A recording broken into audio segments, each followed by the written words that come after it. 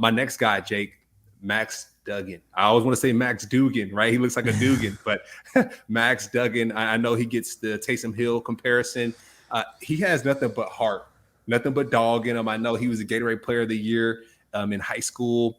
And one thing we talked about being a dog and having heart. I know he had some heart issues, I think around 2020.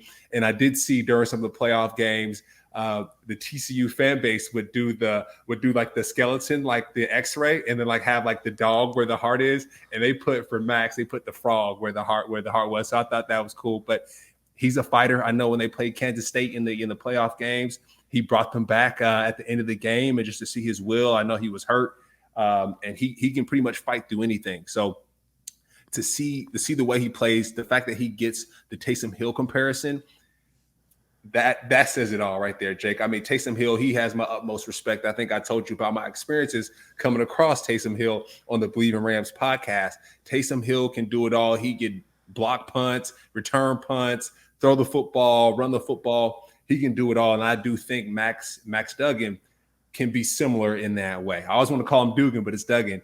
And I do think he can be a great sleeper here in this draft.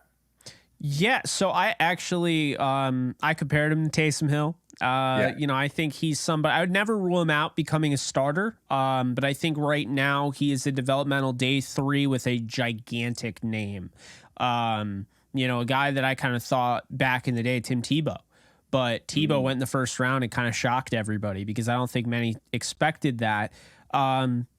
Looking at him, a true college quarterback, you can look at that as bad or good.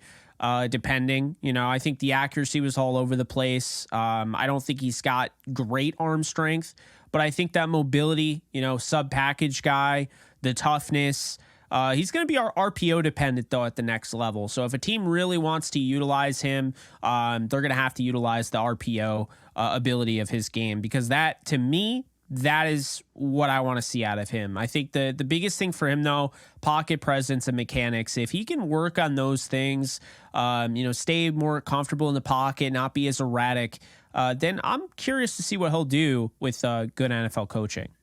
Yeah, and I mean, he was also in the Heisman, conversation as well. So you can't overlook that, Jake. I think, when you think about Hendon Hooker, I know he was in the run before he got hurt.